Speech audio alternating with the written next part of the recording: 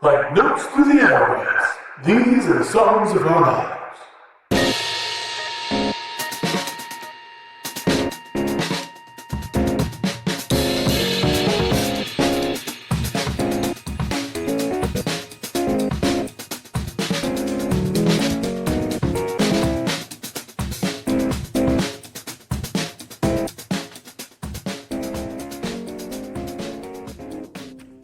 Hello and welcome to the latest episode of Songs of Our Lives. I'm Brad Rose. I'm an artist, a composer, a writer, the founder of Foxy, Digitalis, and somebody who thinks about music and sound far more than is healthy. Each week, I invite on a guest to talk about the songs and the music that has been with them throughout their life and left a mark. Previous guests include Seth Parker Woods, Joe Rainey, Claire Rousset, Rosalie, Jalen. The list goes on. But this week, I am so excited to have Anna Butterss on the show. The sort of occasion for having them on the show is the wonderful new album from Small, Medium, Large. It's an ensemble that features Anna, Jeremiah Chu, previous guest on the show, of course, Josh Johnson, Booker Stardrum, and Gregory Ullman. And it's out now on International Anthem, and it's such a just like joyous, fun record to listen to. I've been putting it on in the mornings, and it's such a great way to start the day. Can't recommend it enough.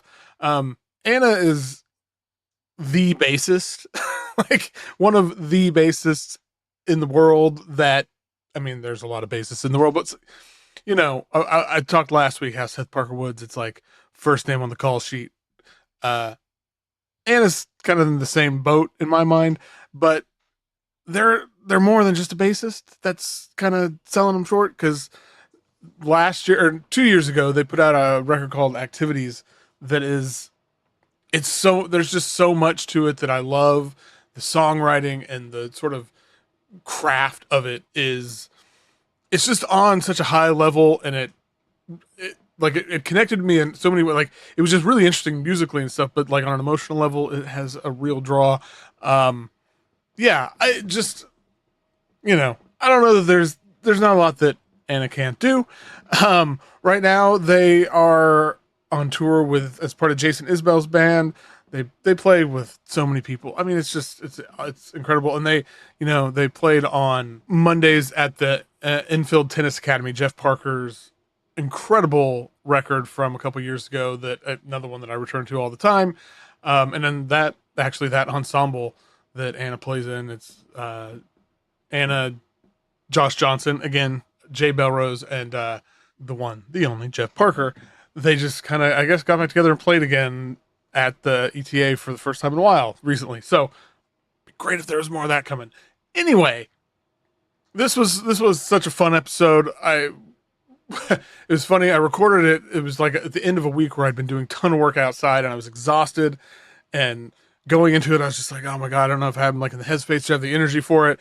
And it just totally was the perfect end cap to a long, sort of great, but exhausting week. So I hope you all enjoy it. Make sure you check out the Small, Medium, Large album. And yeah.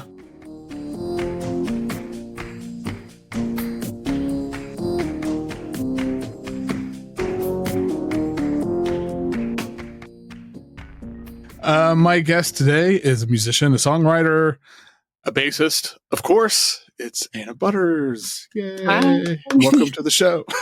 Thanks for having me. So the SML album is, of course, out now on International Anthem. Before we talk about that, though, as I was preparing for this, you started playing flute before bass. Is that right? Yeah, that's correct. Yep. I played flute from age 7 through 15. Oh, wow. Yeah, So, long time. Do you ever pick up the flute anymore? I actually, I have a flute on my desk right now. Oh. I pick it up about once a year. I have been working on some new music at the moment, and my friend who I was working with did convince me to play a flute solo on a song. Oh, that's awesome. So I'm dipping my toes back into it. I was kind of burned out on it a little bit at the time, but now it's kind of, 15 years later, it's fun. That's awesome. I feel like I've been having like a moment with the flute. I don't play the flute. I almost started taking lessons a couple years ago. a friend of mine who is this amazing flautist. They offered to give me lessons, but it never happened. So I'm always excited. Yeah, I'm always excited though when I see, I don't know, the flute excites me. Okay, that was just an aside. So I'm curious how, like, the whole SML, is it SML? Is it small, medium, large? I don't know which is the right way to refer to it. That's a good question. We we usually go by SML. Just the group chat says SML, and I imagine it's partly just for ease. Yeah, but that's fine. SML's good. Okay. So obviously, like, all of you, like you and Josh played in Jeff Parker's ensemble, and then I know, like, didn't Josh and Booker do something? I don't know. Everybody, you all seem to have, like, played in different setups, but how did you all finally, like, come together as a quintet? As a unit, yeah. Yes, we have all played together in a dizzying amount of projects over the years. Josh, Greg, and I all play in each other's bands. Yeah. For our solo projects, which is really nice. And yeah, I think Jeremiah and Booker had done some stuff together before. I hadn't played with Booker before. I'm not sure if Josh had. So that was kind of, yeah, I know I'm thinking about it. I'm not sure. I imagine it was kind of a Greg and Jeremiah idea to get the group together. We initially did 2 nights, and I think the first night was Josh, Greg, and Jeremiah, and I think the second night was Greg, Jeremiah, me, and Booker. So it was kind of a trio and then a quartet, which is, it's kind of the small, medium, large perfect concept. Also is that it can be configured a little differently, but then the full, I guess the large version would be the quintet, and then we subsequently did 2 nights live recording with the full quintet, and the material pulled from each of those 4 nights turned into the record. Oh, that's awesome. That's a lot. That just sounds fun.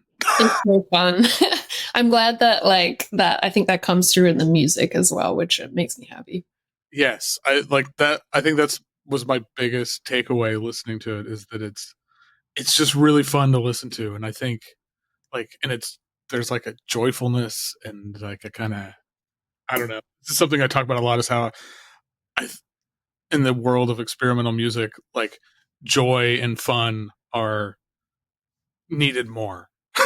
Like those, like, I have had conversations with people where we talk about, like, the, like, sort of like emotional timbre of music, and people go there with, like, a lot of maybe less jazz adjacent music, but, like, I come from the world of, like, noise and drone, and it's very serious, and there's, like, it's dark, and it's like, yeah, but joy is an emotion too. Like, it's just valid. Like, let's bring that into it. So yeah, it's true. I agree with that. I think it's actually kind of a harder emotion to deal with musically, because it's vulnerable to yes, you're not hiding behind this kind of mysterious mystique. You just have to kind of be very straightforward and be like, no, this is, like, joyful, it's dancey, it's it feels kind of vulnerable. For me, at least, it feels a little vulnerable.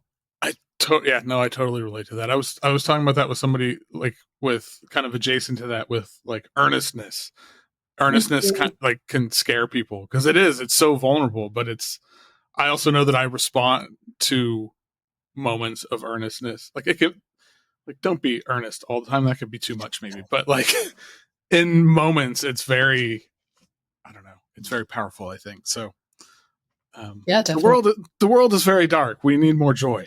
Yeah, I agree with that.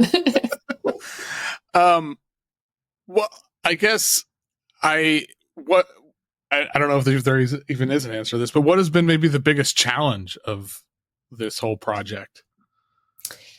The challenge of SML, I mean, this is a boring answer, but honestly, it's just scheduling. Yeah. It's scheduling. 4 of us live in Los Angeles. Booker lives in kind of upstate New York. And although, actually, I think my schedule might be the worst at the moment. We all have so many other projects that we're doing. Booker and I both tour a lot. It's hard to get us all together in the same place. I bet. Conversely, Jeremiah is incredible at so many things, and he's very organized and very just. I hope he enjoys it. I think he enjoys organizing things, putting things together. So it's nice to have a person like that in the band. But yes, but yeah, just getting together in the same place is hard. Once we kind of get together, the music's easy because it's all improvised, and we trust each other, and we all know each other really well. That kind of feels like the easiest part, and I think that should feel like the easiest part for sure. Yeah, because like I know as we were scheduling this, like you've got festivals and tours, and right. Do you all have any like SML tour live plans or anything at this moment? We have a couple of things. We have 2 shows in Los Angeles, Monday and Tuesday next week. I guess I'm not sure when we're going to air this podcast. But the shows will probably have already happened. Yeah. Well, in case it hasn't, July 8th and 9th will be at Zebulon. We have a show in Chicago at the end of September. Nice. A pretty cool festival where we're playing an SML show, and we're also the backing band for Sister Nancy, which I think wow, is so cool. That's so cool. So we have that, and we have a couple of other things that are in the works. We definitely want to play more shows, tour, travel where it makes sense. Yeah, that's awesome. Well, you seem to spend a large part of your life on the road, so I'm. I mean, I'm a bass player, so yeah, it's the way it goes. Yeah, I enjoy it. For the most part, I enjoy it. Yeah, that's good. Okay, well, to make this segue into the normal questions I always ask, as I was preparing for this, I was reading the article interview that you did with Alternative Press, I think, came out earlier this year.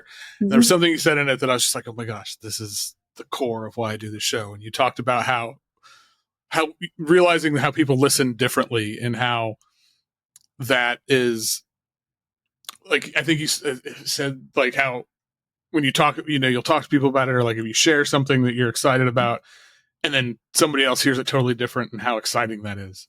Yeah. And so I love that so much, because I was like, that's almost the entire reason I like doing this show, because there will be songs that I know really well, and then somebody will say something, I'm like, oh my gosh, light bulb, never even thought of that. Or I mean, it's also helpful because it turns me on a lot of really cool music that I can just add to my favorites playlist. But hey, yeah, that's cool. So anyway, I just wanted to call that out because I thought that was really awesome. And as ever, though, we will start with, what is the first song that you remember? Okay. Let me just say that before we get into all the questions too, I had a really good time doing this. I also found it very challenging. I'm not sure. I hear that a lot. Okay, cool. I did an episode of this with Jeremiah earlier this year. Yes, I listened to it. Yeah, I think he had like 5 picks for every question. I know. I definitely have a couple. I definitely kind of cheated a little bit on a couple questions. But totally fine. This question was actually easy for me. There's a song. It's called Inane Kapuana. It's an Indigenous Australian song. I've read a couple of different things about where it's from, or which part, which Indigenous group that it's from. It's a very simple song, and I can never remember not knowing this song. I never remember learning it. I was always just like, oh, that's the song we sing. My mom would sing it with us. It was on I guess it would have been cassette tape at the time of a group called Tidus, which was a group of 3 Indigenous women who would sing in harmony. It's a beautiful song. It's very simple.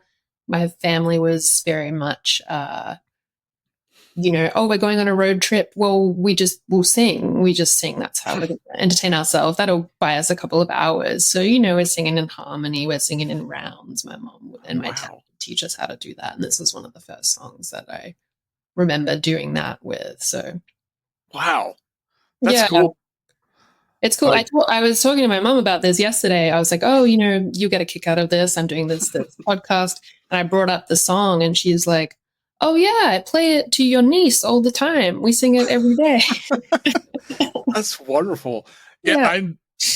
I've had it stuck in my head for the past 2 days. It's Oh, so that's so catchy. nice. Yeah, it is. The recording that I included on the playlist is unfortunately not the one from my childhood, which my mom assures me is available on Spotify in Australia, but in the States, I could only find it on YouTube. Oh no, have we lost you?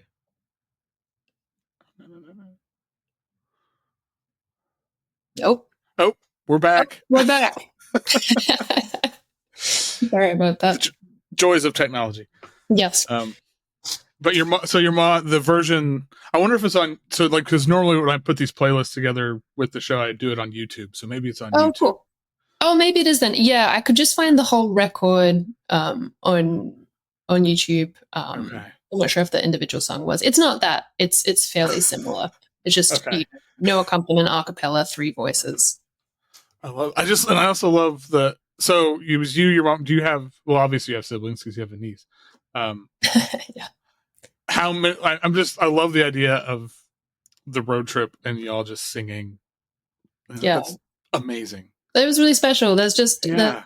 I have a younger sister who's a couple years younger than me. So it was just the 4 of us. And my parents are huge music fans, played music. It was just, I didn't kind of realize how special that was until I was much older.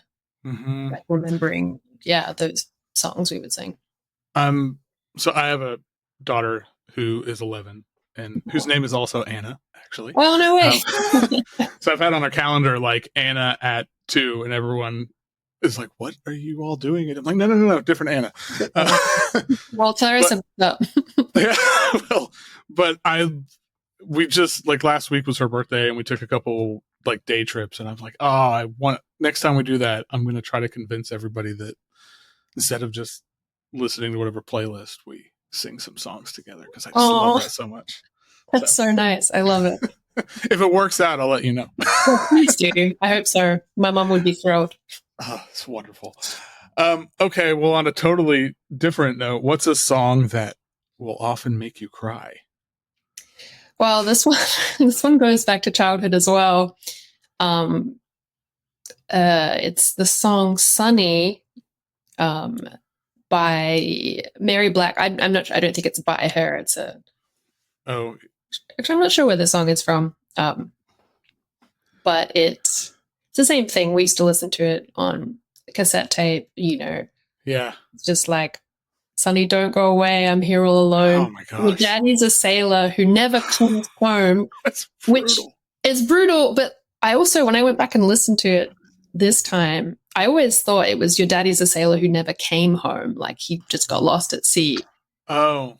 And she doesn't say that in the song at all. It says he never comes home, like he's not home that often. But in my 11-year-old mind, he's just dead at the bottom of the ocean. That's how I always, like, now that you say that, I'm like, oh yeah, because that's how I always interpreted it. Yeah, like he's dead at the bottom of the ocean. Yeah, it's probably what happened eventually anyway. But right. My mom had a cassette, an album called "A Woman's Heart," and it was Irish women singing various kind of songs, and that one just makes me miss my family. Right. Oh, that makes sense. It's I feel like it's like the message or content, the theme of the song is pretty heavy, but her voice is like this warm hug. It's so it's so lovely. It's so gentle. And then when the harmony comes in on the chorus, it's just it is like a hug. It's like you really feel like she's your mother, it's comforting. Yes. Yeah. Well, on the flip side, what's a song that puts you in a better mood? Okay, for this one, I chose Herbie Hancock. I Thought It Was You off the record Sunlight, which is just... The whole record is just... The whole record's incredible. It's every time I hear that, like that opening synth line, I'm just like, I'm sorry. My gosh. Yeah. Um, Yeah. I can just like hear it in my head and I'm just smiling yeah. thinking about it because it's that good. Yeah, it's a great, and you can imagine Herbie smiling while he's playing it. You I know, he has know. a good smile, and it's just a very summery, like hopeful record. Yes. Just the sound, the vibe. Yeah, it's joy. I mean, it's kind of what we were talking about. Right. Really feel it. Gosh, I love Herbie Hancock so much. I, and all the, it's like when you look back at someone's career over 50, 60 years and every thing he's done, like all the different kinds of music he's done, and all of it, he does so well. Yeah, Blows my mind. it's pretty phenomenal. That was a nice era too. I didn't. That was an era I came to later. I was kind of Same. Knew him first from like the Miles stuff, the 60s Yep. stuff, Wayne Shorter, all that kind of stuff. And then maybe about 10, 12 years ago, I found out about the 70s era and I was like, this is great. Yeah. And this, gosh, I love the vocoder on this album so much because it just makes it all feel a little bit alien and just fun. Yeah. And he was a pioneer of that kind of stuff too, Yeah. Yeah, he was a pioneer of so many things. It's kind of hard to keep track. I know. And still going. He played here last year. I was like out of town and tickets were really expensive, but gosh. Yeah. Yeah. I'm still sad that I missed it, but yeah, definitely. And great band on that album too. Phenomenal. The track with Jocko and Tony Williams is wild. I know. And I listen to music like that, and again, this was made 40 something years ago, and it sounds still ahead of its time. It's unbelievable. Yeah, if that record came out today, it would be all over KCRW here. People would be freaking out about it. Yeah, it was great.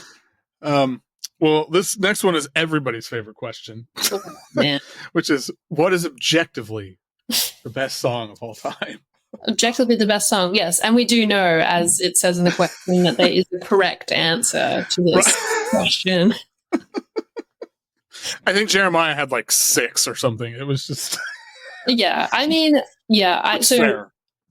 Yeah, I mean, it's an impossible question. You know that, obviously. Yes. I navigated this or like skirted this.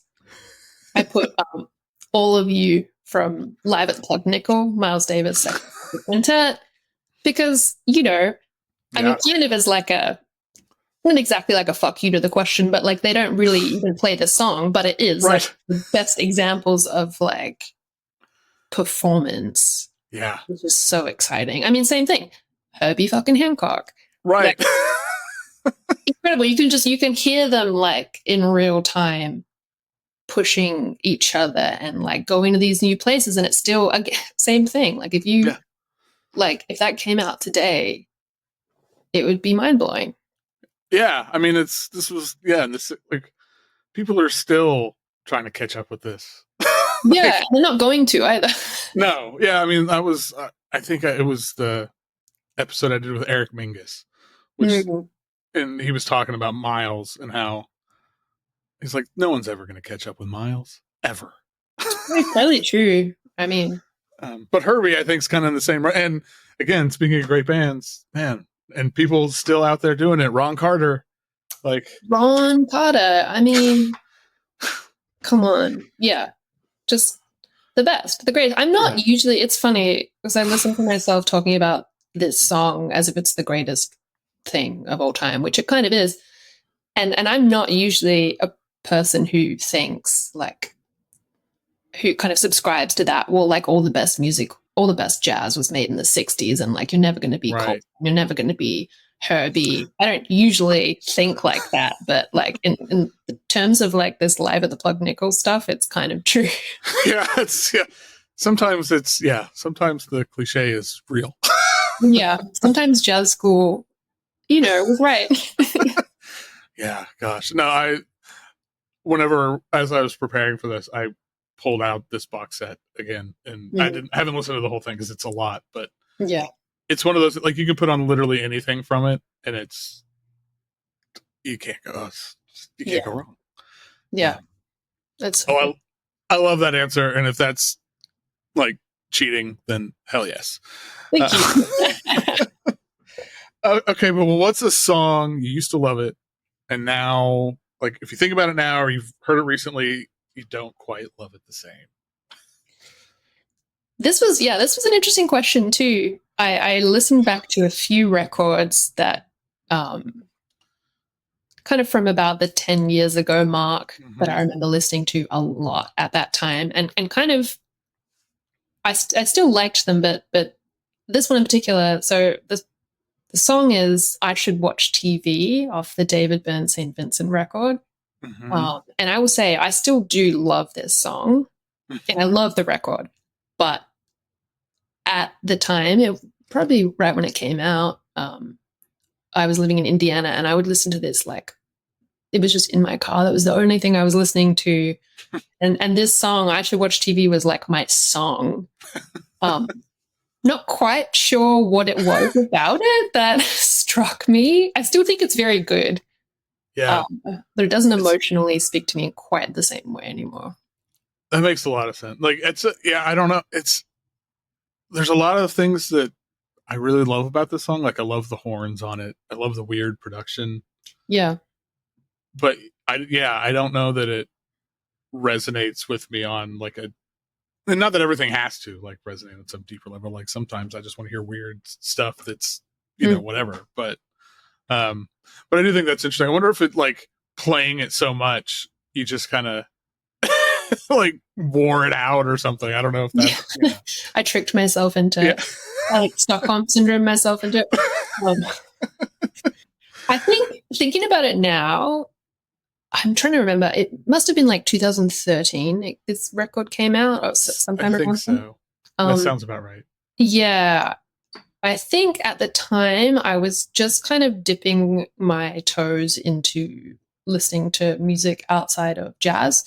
I'd been pretty kind of focused and just in that world for a long time, and this was, I mean, the Herbie stuff too. Like, that was one of my earlier kind of forays outside of the kind of jazz. I mean, it's still pretty jazzy, but right. And I think this record was one of those. So it was like things like the production, the whole record's covered in horns, like no bass really most of the time. And I think it was just very foreign to me. And there was something about that like excited me. But then having listened to a lot more non-jazz music in the interim 10 years, I don't think it quite hits me in the same way. Yeah. Oh, that's really interesting. What was there anything in particular that pushed you to like, okay, I need to listen to stuff that's not just jazz? I can't remember a particular thing because at that time I was still playing exclusively jazz. I'm not sure. I think I can't quite remember. It was kind of around the time I started listening to hip hop. I didn't grow up listening to any of that music really. And I think hip hop, it was around the time where like someone must have turned me on to Dilla. And that'll do it. That'll do it. So from that I kind of was like, oh, okay, so there's some like really cool stuff happening, and I started listening to hip hop, and then I must have it's gone from there. Gone from there, and but no, that's I can't remember a specific thing. It is a good question. Well, there's another question that people love. What's a song that people hate? Some group of people hate it. You don't care. You love it. My question for you though is just a quick aside. Sure. Do you look at the lists that people send you and then try to guess which song goes with which question? 100%. Okay. Yeah, it's like this game for me, and I'm always like so wrong. Yeah, I was thinking that must be so fun, and I was also thinking there's probably a couple on my list that are really obvious. Maybe I did one the other day where I was so sure like this, like a song was going to be the answer to something, and it wasn't, and the thing that was the answer for it just blew my mind. I can't even remember what it was now, but I was just like, what? Oh, it was someone picked the greatest. I think it was the greatest song of all time. They picked the Golden Girls theme song. That's insane. Yeah. So Respect. yes. Again, maybe a kind of a fuck you to the question. Right. It kind of was. Yeah. That's good. Okay, to actually answer your question, this was really hard for me because, every song, there's a group of people who, like I was thinking like, well, I don't, oh no, wait, I'm thinking of a different question. Oh, the song that I like but is widely loathed in yeah. Okay. I chose Dirty Work by Steely Dan. Oh man. Okay. I know a lot of people hate Steely Dan. They're very divisive. Like, yeah, I know people who absolutely love them. And I know like this, we lost. Oh, we're back again. This is like one of the I think this is like the one Steely Dan song that I really like though. Well, you don't like Steely Dan. Okay. I'm not, I don't have, I did this with Shane Parrish, this guitar player, and he was saying, it's for one of the Patreon questions, but rather than a song that people love but you just don't get, he was like, I just tell people like, I don't have access to this yet. And I was like, oh, I like that framing. I really like that framing. So that's kind of how I feel about Steely Dan. Yeah. I mean, I also, I really like Steely Dan. I get why people don't like it. It's kind of smooth. It's kind of goofy. Like, it's, it has elements in it, but I'm just like, I think this is a great song. It is a great song. I'm like this one, I can't argue. This one is the best one, I do think. This is the best song. And it's so like, and it is like, and the funny thing is the way you describe Steely Dan, it's like it's smooth and it's kind of goofy and it's like that sounds like something I would really like. Why does it not connect with me? That's the thing about people hearing songs differently. Yeah. I will say, right before we started this interview, my partner walked into the room and I had the list of songs up, and he looked at it and was like, "Steely Dan." That's pretty. Oh man! So your partner's not a Steely Dan fan, I guess? I didn't know that right now. No, I didn't think that's even true. I think he was just a little like, what were the questions on this interview again? I did another recent one of these. It hasn't aired yet, but is with Tashi Wada, who's a composer, and his partner is Julia Holter. And Steely Dan came up on one of these because she loves Steely Dan, one of her favorite, and he doesn't get it. He's like, it's really hard. I was like, okay. Nobody in my house, I think, likes Steely Dan, so I haven't had that problem. But okay. I want to like it. Like, that's the thing. Is like, I feel like it's something I don't know. One day I think it's going to click for me. I mean, you also don't have to like it. But I know I have that feeling with other bands where it's like, I want to like this, but it's not going to happen. And that's fine. Yeah. And maybe, maybe it never will. Maybe it will 30 years from now. Who knows? In the grand scheme of things. Does it really matter? Not really. Not really. Okay. Well, what is the most romantic song? This was another question, surprisingly, that I found difficult and led to an interesting discussion in my household, which is that, like, I don't think, like, the idea of something being romantic has very little relevance in my life.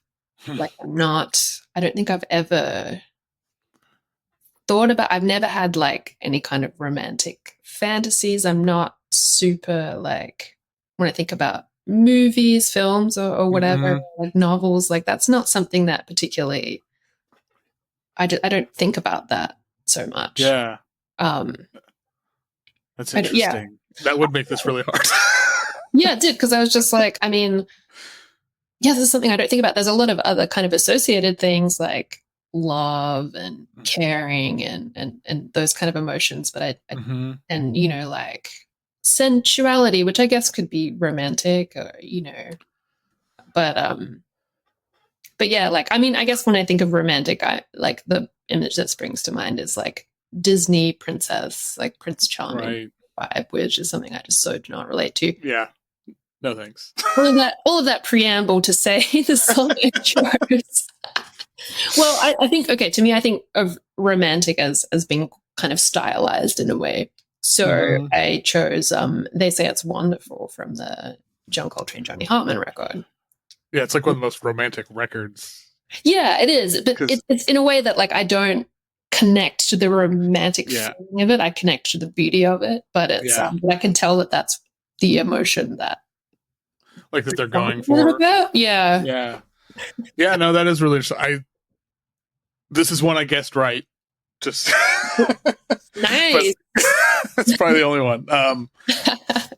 I it is, yeah, like that's really interesting. And I like, to me, the thing, because I totally understand what you're saying. Like the thing that really comes, like the emotion that I get the most out of this is like tenderness and Mm. like, especially, you know, when you, like I love Coltrane at his most bombastic and like, you know, I don't know. My stupid joke I always like to make is though that, because like Alice is my Coltrane. Like, I like that. and I always tell people like, oh, imagine being John Coltrane and you're still only the second best Coltrane that ever lived.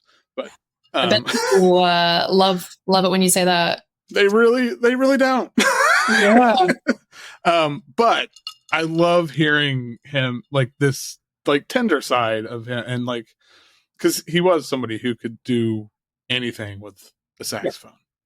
Yeah. And hearing these moments, like this album and these moments is a good reminder of that. Because like when I listen to Coltrane, I trend towards listening to the later stuff, and so even though like Blue Train was the first jazz record I ever heard, and so Wow.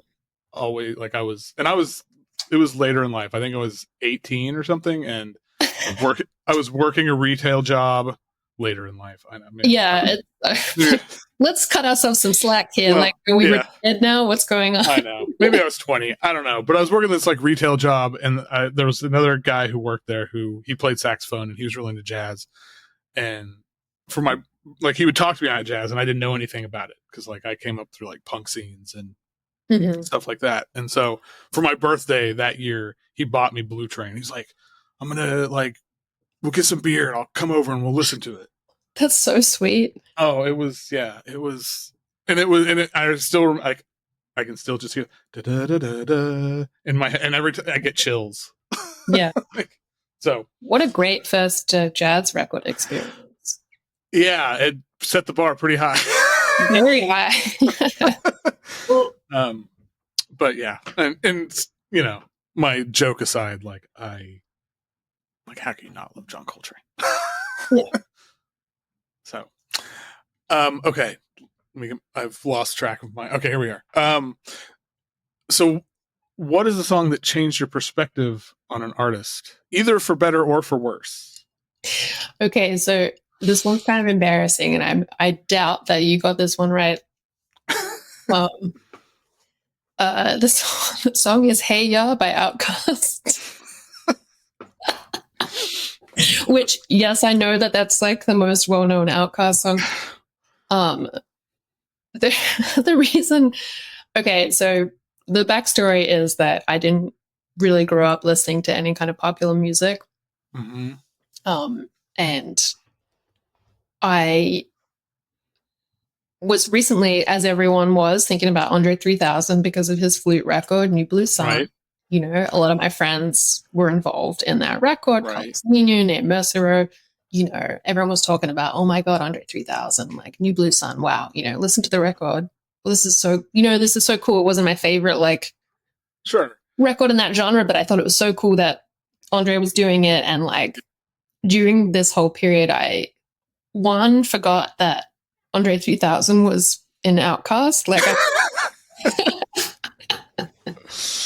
and also, well, three things happened. I forgot that Andre 3000 was part of Outkast. I didn't understand at all how huge Outkast was here. And like, I grew up in Australia until I was 21. Pretty sheltered life. And the other thing I realized was that I didn't know, like, the only Outkast song I think I knew was Miss Jackson. Like, I hadn't heard Hey Ya until like 2 months ago. Like, I'd never heard this song. So I'm thinking like, wow, Andre 3000, like flute music. Right. And then at a certain point one night, I was just like scrolling through YouTube and putting on music videos of like the 10 like popular songs I could remember from my childhood. And one of them was Jackson. And I was like, whoa, this is a great song. And then I was like, oh, wait, it's Andre 3000, Outcasts. Like, I put it together. Yeah. So then I start watching these other Outcast videos and Hey Ya comes on. And I'm like, I've never heard this in my life. At age 33, I listened to Hey Ya for the first time. I love it so much. Mind blowing, incredible, amazing song. Like just the fact that it was also like it's a cool song. It's really interesting. It's like complex. The phrasing's weird. Like, and then talking to my partner and learning that like this was a huge like Outcast, huge. And I'm like, that's really cool. Yeah. And then also, when I heard the Shake It Like a Polaroid picture, I'm like, oh my God, that's where that comes from. It was very embarrassing, but also I love it. Kind of cool because I don't have that memory now. I'm like, I like listened to this song first time, 33 years old. It's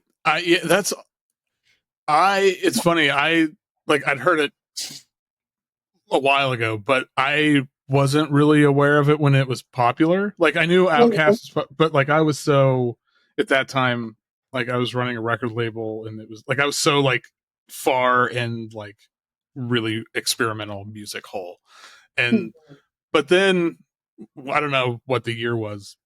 Big Boy released a solo album. It was like Sir Luscious Left Foot, and for some reason somebody played it for me, and I became obsessed with it. And so like I came to Outkast through like Big Boy's solo album that is great, but is nowhere. And then like going back and kind of doing the same thing you did and listening and like hearing I remember hearing Hey Ya for the first time and just being like, oh my God, what is going on? Okay, so that's I feel very seen. Good. And it's and now and to think now that like was like one of the biggest songs of the 20 whatever, I don't remember exactly when this came out. I mean, that's awesome. Like let's do that again. I know, right? And I mean, we do have, there are some artists who are huge today who are also making very, very cool, like popular music. Yes, for sure. But there's also a bunch of, stuff that I don't care for. But that's cool. Wow. I'm glad we have that in common. Yes. And now it's like one of my favorites. Like it's on like every playlist. I thought this might be your like hype song because this is such a good. It's a good hype song too. It is like and it's one of those like I love a song where as soon like the first 2 seconds it just kicks in. You know what it is, and you're just there. Like that's such a. Well, that's okay. There we go. Never thought that I would have that in common with it because I think everybody I knew, you then have this conversation like, oh my gosh, hey, where the hell have you been?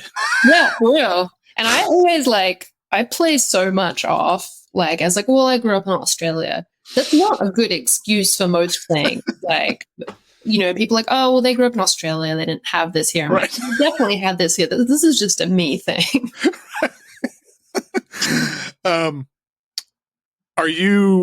Are lyrics like a big thing, like important thing to you? Like, especially coming from a jazz background, like.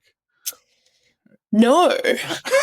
Well, I mean, not that they're not important, but they're rarely one of the first things I hear. Or I almost think sometimes I have a like lyric blindness. I'm very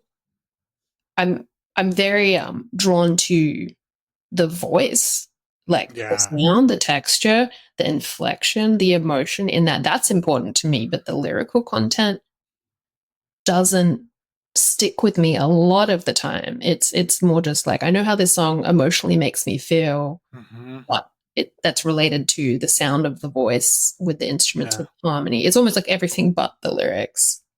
So this must have been a fun question for you. It honestly, well, it made it kind of easy because I only had a couple of examples. Oh, okay. So what are your favorite lyrics then? My favorite lyrics. I chose 2 for this, and they're not whole songs, they're lines. Okay. The first one is the Dijon song, Many Times, because I was really re-listening this like last week, and this lyric just was very relevant in my life right now, which is, you can change your mind, but you can't change your decision. Oh, which, yeah. In a position right now where someone has decided something that is affecting me emotionally, I feel like they might change their mind, but it is too late for them to some things you can't come back from, even if you do change. Right. And I think that was just particularly relevant to me right now. No kidding. Whew. Yeah. Like this song, it's one of those songs where like musically it feels really good, but the lyrics are just like knives. Yeah. And it's so short. It's like 2 minutes of just like in your face, like, whoa, like you're feeling really hurt. Yeah. Yeah. I love that. That whole record's great. Yes. The other song, the other line, and this is like totally on the other end of the spectrum. Joni Mitchell, All I Want, off her record Blue, which the line is, all I really, really want our love to do is to bring out the best in me and you. And you too, yes, which is something I think about often in my close relationships, like a mutual growth. Like, it's just kind of simple, I'm like, yeah, I want what I'm doing to bring out the best in me, to bring out the best in you. That's what I want reciprocated. It's just like kind of clear way of looking at that. That's been meaningful for me over the years. Yeah, I really like that. That's another song that has a lot of so many good lines in it. Like that's like really good. And I love I always love the I want to shampoo you line. I know. There's like something, I don't know. There's something really sweet about that, and like it's such a very vulnerable moment of like, yeah, I don't know. It's a really good song. That's a good love song, actually. It is kind of romantic in a way. Yeah, like stuff like that, or what's the other? It's like, I want to wreck my stockings in some jukebox. Like because that's there's like this carefree feel, like if when you're with somebody and you're like in love, and you don't care, like in a good way, like you just want to let well, yeah, that's like both ends of the spectrum. That's great. I know. Yeah. Covering all sides. Yeah, balancing it out. What is the last song you completely fell in love with? Okay, so again, in an episode of hearing a song for the first time, comically late, Rosanna by Toto. Wow. I know. That's awesome. Yeah, so I tour at the moment with Jason Isbell, who, is amazing. And, his music's in the kind of country Americana. Right. But like the very best version of that, which I love. It's like the complete opposite of what we were talking about. It's fantastic. I wouldn't play with, I'm lucky enough to really get to play with only people whose music I have the utmost respect for. And Jason's one of those people. Awesome. My bandmates, or one of my bandmates in particular, likes to try and show me music that I haven't heard before in the bus after the shows. And most of the time I'm like listening. I'm like, yeah, this is fine. Whatever, this is not really for me. But one of these nights, this song came on, Rosanna, and I was just kind of like, what is this? Oh my gosh. Like, what is this? This is incredible. I know. It is. It's amazing. It's amazing. And then, I think we were both so excited. He was so excited that he'd finally found a song that we both liked. Yeah. So then we talked about it for about a week, and we played it like a bunch of times. And I just drove around here in LA, windows down, blasting Rosanna, feeling like a 70-year-old man, but like in a good way. It's such a good song. Like that, just the like Roseanne. It's like one of the best hooks ever. It's great. Like the little feel change, the little funky slap bass. I don't like slap bass. Like, I was wondering when I was like, where is this going to come out? Where do you come down on slap bass? I come down on slap bass is that there's like 3 people that I'll let do it. It's whoever's playing bass on this song. Pino, if he wants to do it, and Meshell. Those are the three people I'll allow it from. I'm sure there are some others, but in general, I don't like it, with some exceptions, and this is an exception. Yeah, well, in this song, it's like such an interesting choice for like the way I don't know. I can't even imagine sitting down writing the song and be like, I think this needs slap bass. Yeah. Like, what? But it works. It's funny because there's also a song, it's so maximalist. It's like 5 or 6 minutes long, which crazy was something that apparently was all over like the radio. Right. It has like a piano solo, like a jazzy piano solo. It has these incredibly funny, like, but really good, like big band horn section, like stabs. It's just so over the top. And the structure is like all over the place. That doesn't make any sense. I'm like, what's the chorus? It doesn't matter. Everything's the chorus. Yes. Everything's the hook. So good. So good. I love it. That's awesome. This is one I was like, gosh, I was worried this was gonna be like one of the ones that you didn't like. And I was gonna be sad. No, not at all. Okay, well, if it's not Hey Ya, what is the best hype song? It's Nobody Really Cares If You Don't Go to the Party by Courtney Barnett. Yeah. Gosh. Again, I'm not like really a lyrics person, but the chorus of this song is just like, I want to go out, but I want to stay home. And that is the feeling I am feeling when I need to be hyped up. So I feel like she sees me in this moment. Oh my God. The whole message of this are with like, I feel this in my bones. Yeah.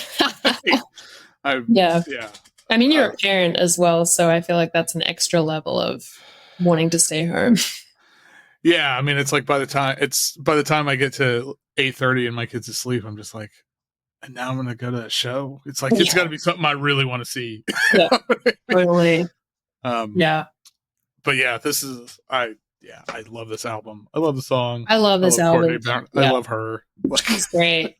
I kind of wanted to one of the rules I kind of set myself for this whole set of questions was not to put any music on it by people that I know or have played with. And I kind of broke the rule in this case because I do know Courtney and we have recorded something very small together. But at the time, I didn't know her when I was really getting into this album, so I think it's fine. Oh, totally. But I listened. I wore this out. And I think there's also something about like, I think it came out 2017, maybe. It was kind of, there's something about she has such a thick accent that just made me feel really seen at a time when, I don't have many Australian friends here. Sure. And there's huge cultural differences that people don't understand because, you're thinking two Western English-speaking colonized by white people like countries like, oh, so they're like the same, but they're not at all. And this was like a moment where I just felt like seen by someone. Yeah, that's great. Yeah, I just love Courtney Barnett. I don't know, like one of my favorite songwriters in the world. 100%. She's great. Okay, we have 2 questions left, and one of these you're going to break your rule. I know, but that's okay. And you should break the rule for this. Okay, so what is the song that means the most to you? Okay, again, impossible question. I picked Pink and White by Frank Ocean. Oh, wow. I know, yeah. I mean, the other 2 songs that we have left to talk about also mean a lot to me. Pink and White, I mean, that record, Blonde, incredible, obviously. Yeah.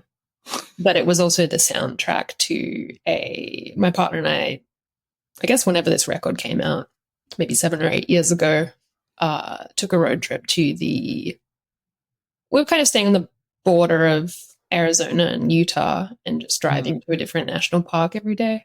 And I just remember listening to this record, driving around like the north rim of the Grand Canyon. There was basically no one there. It was just this like beautiful trip. Like we were having such a like lovely time just listening to this record that was blowing both of our minds. So it doesn't really get much better than this. So yeah, and just like now every time this song comes on, I'm like, oh. Yeah. That's That's really sweet, and that's really what an amazing experience. This is like one of my favorite records of the last 10 years, easily. It's masterful. Yeah. Yeah, I still remember when it came. I remember like hearing Nikes for the first time and being like, "What is going on? Yeah. I need."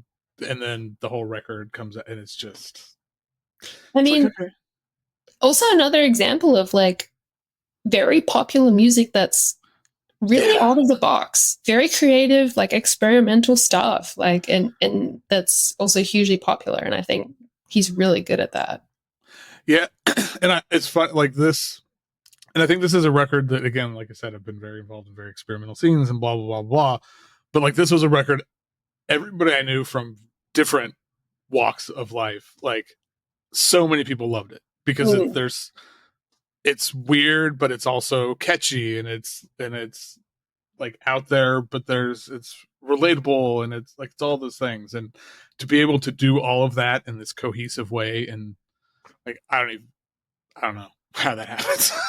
Yeah. Well, I mean, he also only puts out a record every like 6 years or something. Right. So that's that helps.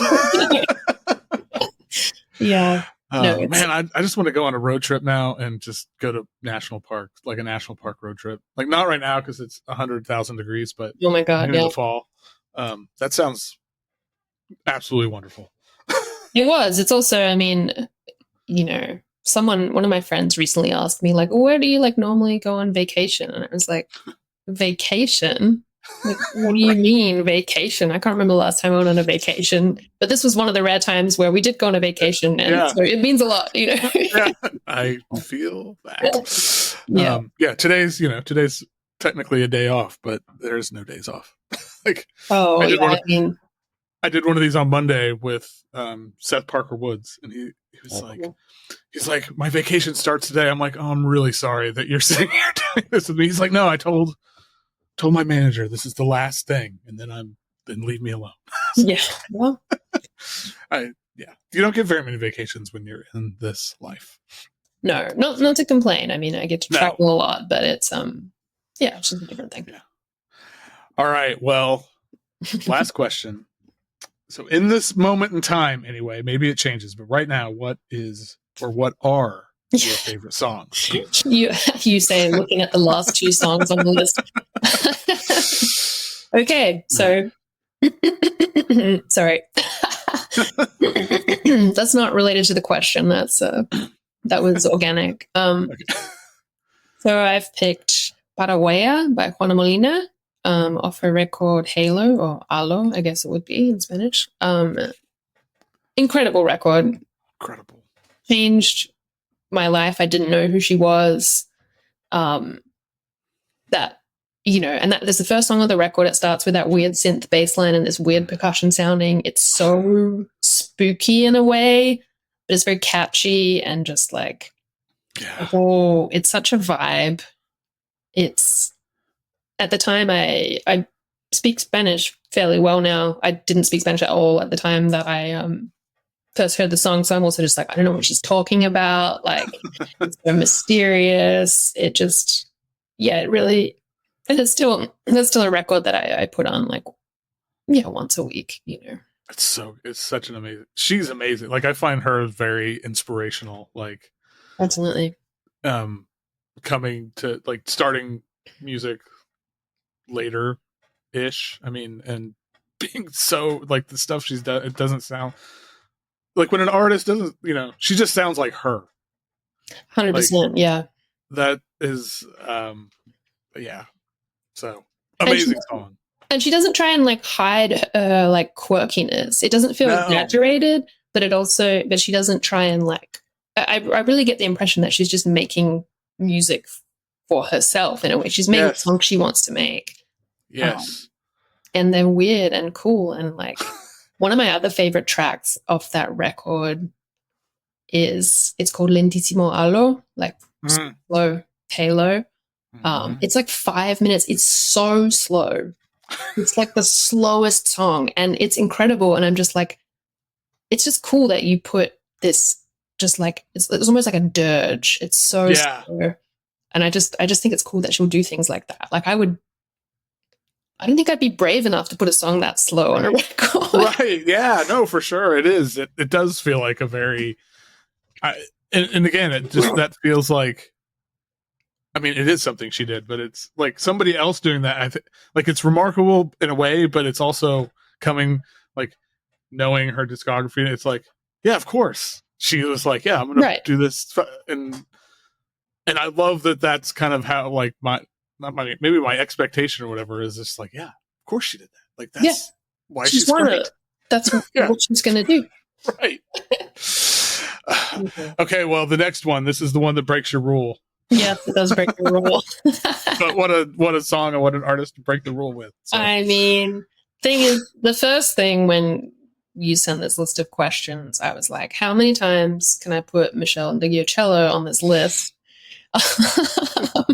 And I ended up I was like, I think I can just put her on one time and make that speak for the huge influence her music had in my life. And this song is, again, you know, the other thing I learned from answering these questions is that I'm more of a record person than a song person. I almost always just listen to a full record.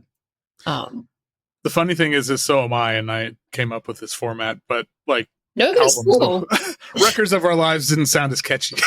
Records of Our Lives is also going to be like a 7-hour podcast. So. Right. Exactly. But this record, Comet Come to Me, 2014, it was in that era where I was just stepping out of just exclusively listening to jazz. It was the first time I'd heard Meshell. I heard it on NPR's First Listen right when it came out, and the whole record was just like, I've never heard anything like it. I mean, I'm not exaggerating when I say that almost every time I pick up an electric bass, I'll find myself playing a bass line that's from Meshell. I'll find myself playing. There's like, it's been different ones over the years, but I almost always like just gravitate to that. It's in my head all the time. Yeah, she's phenomenal. She's just, I can't. Yeah, it's, and she's also a friend. Yeah, because you perform, like, what was it like playing with her? Terrifying. I bet. Well, so I mean, I met Meshell I met Meshell on my 26th birthday. I was playing that ETA with the Jeff's quartet, Jeff Walker, Jay Belrose, Josh Johnson. And I looked up partway through the first set and I saw that Meshell was there, and I was just like, oh my God. Like, on the one hand, I'm like, wow, great birthday. Yeah. And I'm like, wow, this is like one of the people I admire most in the world, just watching me play bass. And she came up in the set break. I wouldn't have ever gone up to her. Like, at that point, I was way too shy. She came up to me and she was like, hey, my name's Meshell. I'm a bass player. And I was just like, don't. Come on. Don't do this to me. But, you know, we've become close.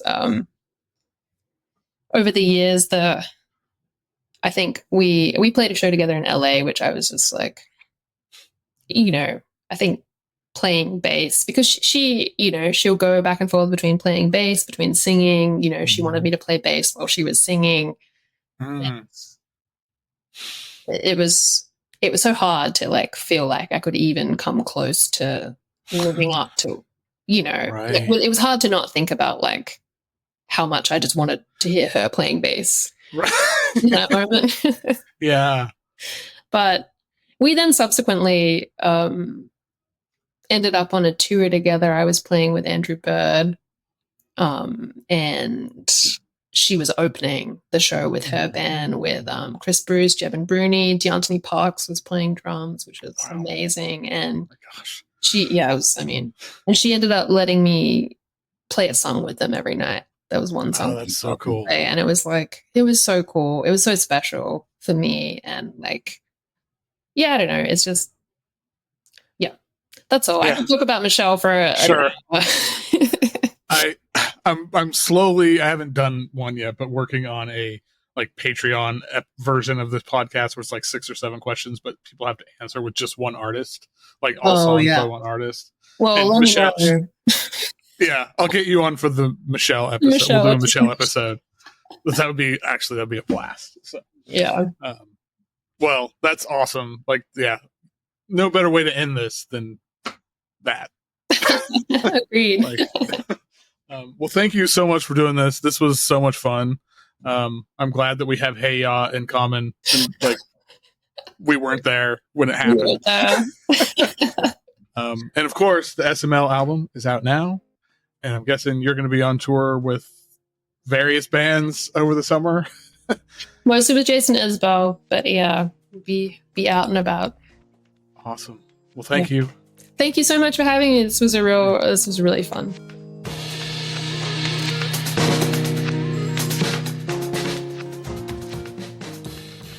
Once again, thank you to Anna Butterss for just being an absolutely delightful guest, and especially in the midst of, I think they were getting ready to go on tour. They're just doing so much stuff.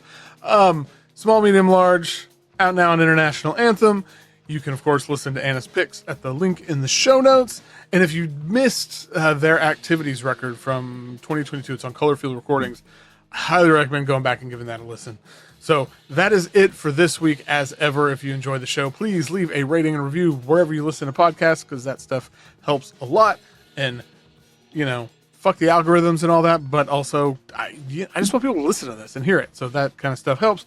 If you love the show a little bit extra, you can join the Patreon, patreon.com/Foxy Digitalis. Not just this show, you get a whole bunch of other stuff of my own work, Foxy Digitalis stuff.